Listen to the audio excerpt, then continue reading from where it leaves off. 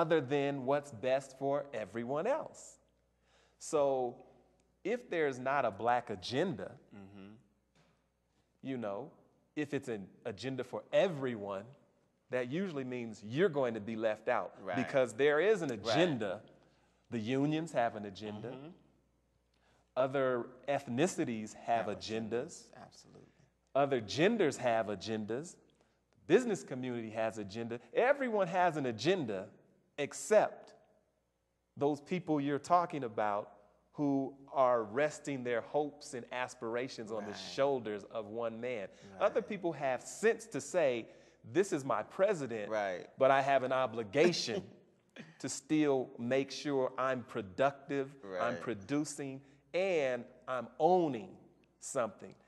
Lack of ownership is an indication of lack of political strength, because how could you protect something if you don't own anything? True indeed.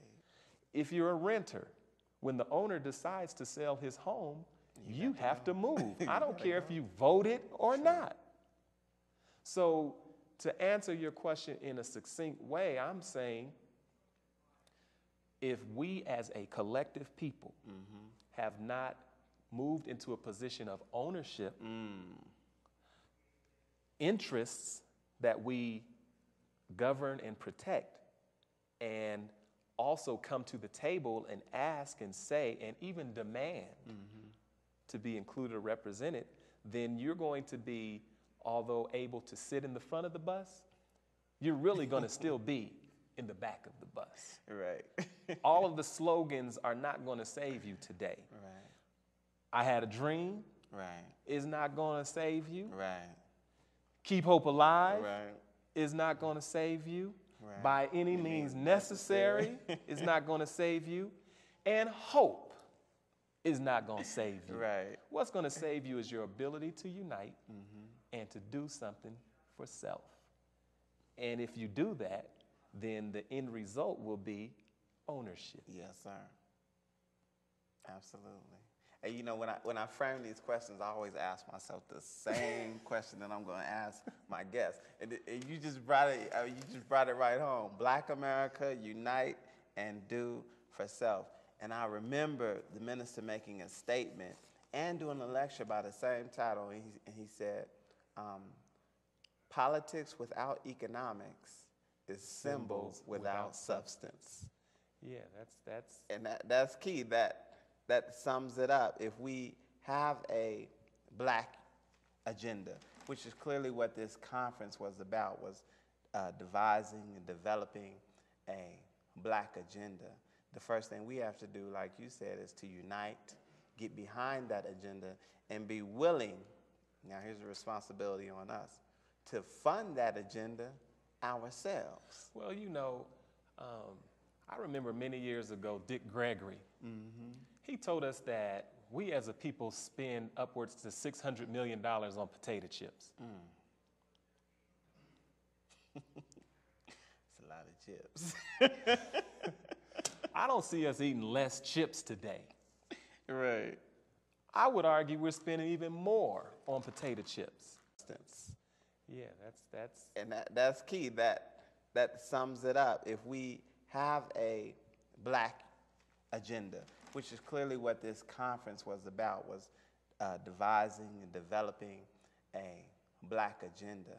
The first thing we have to do, like you said, is to unite, get behind that agenda, and be willing, now here's a responsibility on us, to fund that agenda ourselves. Well, you know, I remember many years ago, Dick Gregory, he told us that we as a people spend upwards to $600 million on potato chips. It's a lot of chips. I don't see us eating less chips today. Right. I would argue we're spending even more on potato chips. Right. So when we talk about the black community coming together, we have some incredible leadership. We have never been hurt for lack of leadership. True. I could call the names from times immemorial to the present of those who have come forward and have told us this same message. It's Right. not new. True. It's not new. True. And what I think is others understand today that we all are in this together, and black people play a part in the success of America, as it always has. Right. The difference is we're not willing to just not have anything. I think our young people in the streets have really gotten away from the message of saying, I'm going to work hard and not have anything. Right. They don't believe it. Right. Those young people are wide awake, and they can see that other generations have fought and struggled and are still walking around with cup in hand and hat in hand, and they're not buying into it. Today, I think our young people are saying, we want something tangible. We need employment. We want to be valued, and we want to contribute. And without a relationship between the elders and the young people, Right. you're going to have a void. Right. What does all this say in the midst of this? Well, young people played a large role in getting Barack elected. True. They brought into a message of hope. They were listening, and they mobilized, and they exercised their political rights. Now, I believe the next step is for them to take advantage of the opportunities that are going to present themselves. In other words, when I looked at Barack Obama introducing some of his cabinet, those were a diverse body of individuals, Right. but they were also a very talented body of individuals. They were from all backgrounds, genders, races, etc., but they're all prepared. Right. What that showed me is an example of a universal government of peace wherein we can all live together. Right. Not just, I'm black, I'm over Right. here, you're white, you're over there, you're yellow, you're over there. Today, people are saying, no, we are interconnected, Right. and we have to figure out a way to live together. And I meet so many people who follow those principles. Yes, sir. They are working together, they are struggling together, and they have common issues, and they have common concerns. Absolutely. And that's so key. And I'm glad you brought that up because, you know, in looking at the way Barack conducted his campaign, it was the same thing in terms of reaching out to people, young people, to, like I said earlier, people of all races, creeds, classes, and colors.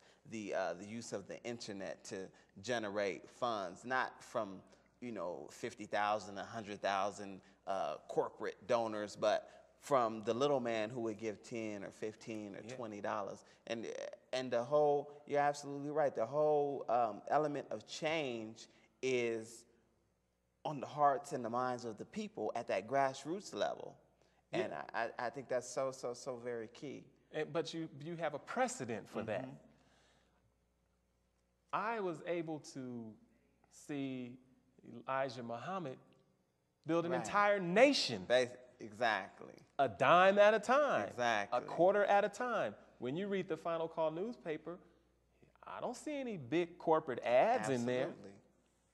I don't see any big individual organizations that are funding this work. Absolutely.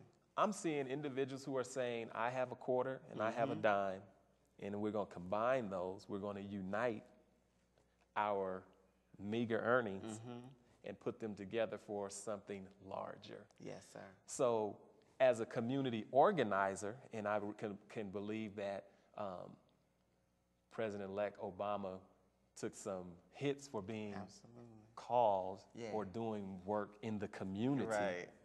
Now you have a community organizer Right. as a president. So it's kind of like those who you laugh at can sometimes find themselves in a position Exactly. to not be laughed at anymore. Those who are the tail Shall be the head. shall be the head. Absolutely.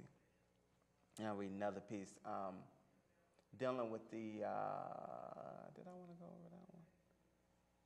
The importance of the black arts, because